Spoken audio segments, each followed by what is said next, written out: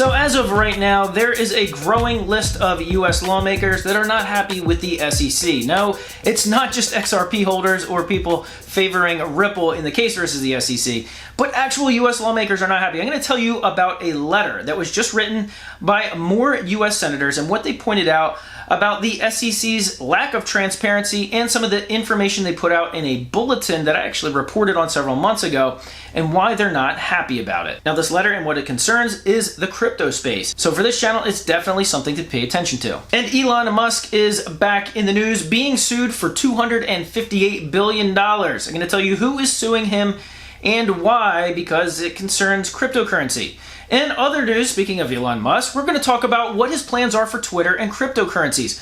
Because when Elon Musk first announced that he was buying Twitter, I reported on it pretty heavily on this channel, several videos talking about it, and about how cryptocurrencies were possibly going to be involved in the new Twitter. Well, there's some information that just came out about what he's telling Twitter employees about the cryptocurrency usage. Hey everyone, my name is Randy. Welcome back to the Late Night Grind. Right now on this channel, I'm covering the Ripple versus the SEC case, but I'm also covering cryptocurrency news, investment markets, and personal finance.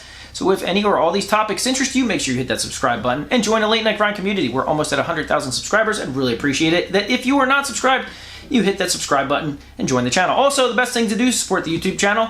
Smash the thumbs up button and watch this video all the way to the end. If you do that, I'd greatly appreciate it. All right, guys, let's jump into it. Okay, so let's first start out by talking about what Cynthia Lummis and 5 new senators have just recently done in writing a letter to Gary Gensler, the chairman of the SEC.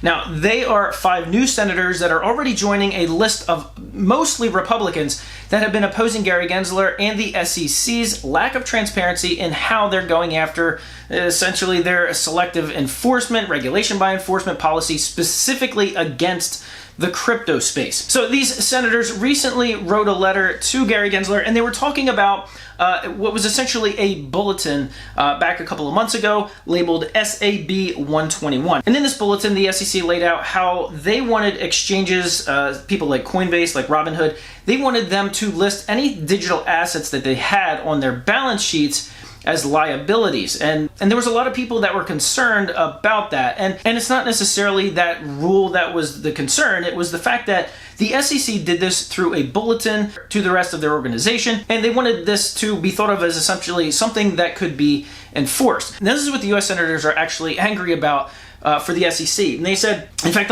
in the letter, they said the regulation bulletin, the regulation is disguised as staff guidance. Now, that's harsh, but it's true. It isn't enforceable, and right now they were trying to make it look like this is an enforceable action that the SEC can actually go after and exchanges have to abide by. In fact, the letter to the SEC specifically points out, it says the SEC's approach to the emerging crypto market is not promoting process, transparency, or public engagement. And this is 100% true. They basically just came up with their own essentially guidance and tried to make it look like an enforceable action. The SEC is just getting hit from all sides right now, and they absolutely deserve it. And if you've been following politics in the United States, if Republicans take control of the House of Representatives in the midterms coming up in November, which in all likelihood it looks like they will, Gary Gensler will be on the hot seat day after day after day answering to questions like this. All right, now speaking of other legal issues, Elon Musk is being sued for $258 billion. And basically what this amounts to is somebody who invested in Doge, lost money in Doge, and is now going after Elon Musk for promoting what he calls an illegal Ponzi scheme. Now, Dogecoin is a cryptocurrency. It's not a Ponzi scheme. It's not even a company. And in fact, the best he could probably claim is that Elon Musk was involved in some sort of a pump and dump scheme. But if that were the case, then literally everybody in the social media world could be implicated in things like this. But nonetheless, Keith Johnson is suing for $258 billion, and he says he represents every Doge holder that lost money because of Elon Musk's promotion of Dogecoin. Now, in my opinion, Dogecoin is not a Ponzi scheme. It's not a pyramid scheme. Like this guy claims, clearly he was just trying to make some quick money from it. But nonetheless, it really looks like he hasn't done much research into cryptocurrencies or people who promote them. And the man known as CZ, who is the CEO of Binance, who is also being looked into by the SEC, at least Binance.us, he said, listen, just because there's a lawsuit against Elon Musk doesn't mean he's guilty, and this should be fairly obvious. So it looks like a lot of people are claiming that, well, this Keith Johnson's just looking for either publicity, maybe a quick payday, but nonetheless, it's someone who is not happy about Dogecoin going down in value when he bought high and probably sold low. All right, and speaking of Elon Musk, I want to talk about what he's doing with cryptocurrency integration into Twitter, because this just came out earlier today. There was actually some video of a town hall meeting that Elon Musk was having with Twitter employees. Now that it's looking like he is going to own Twitter, albeit on hold right now, because of the spam bot issues and Twitter's not being very forthcoming about how many accounts are actually spam.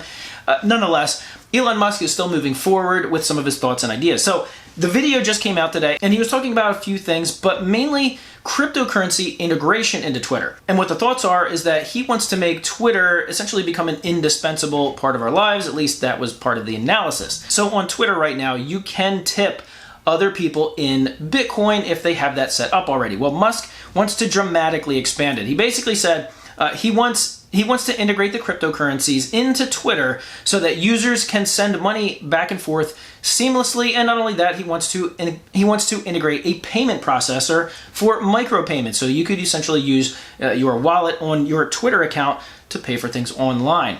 The rest of this world is moving this way, and if he is successful in integrating these cryptocurrency features into Twitter, it would be one of the first for a mass social media site to be able to do that. So even though its former owner, Jack Dorsey, was extremely pro-Bitcoin, he was only able to get a certain degree of integration before he finally left. Well, it looks like Elon Musk is taking that torch and carrying it even further, and seeing what he does with Tesla and SpaceX and all the other things he does, I would assume that his thoughts on cryptocurrencies being merged into Twitter are either go big or go home. Alright guys, thank you so much for watching this video. If you are new to the channel, I would really encourage you to subscribe to the Late Night Grind community if you want to follow all of these stories that I'm covering here, specifically the Ripple versus the SEC case. There's a lot involved there. I go over cryptocurrency news on a daily basis. I also put out polls frequently because I love to know what you guys think about not just the cryptocurrency world, but the emerging markets, personal finance, the investment markets, and things like that. So you can go check out some of the polls that I recently put up there. Alright guys, thank you so much for watching this video all the way to the end. I really do appreciate it. And of course, I appreciate you smashing that thumbs up button. And as always, I'll see you guys on the next video.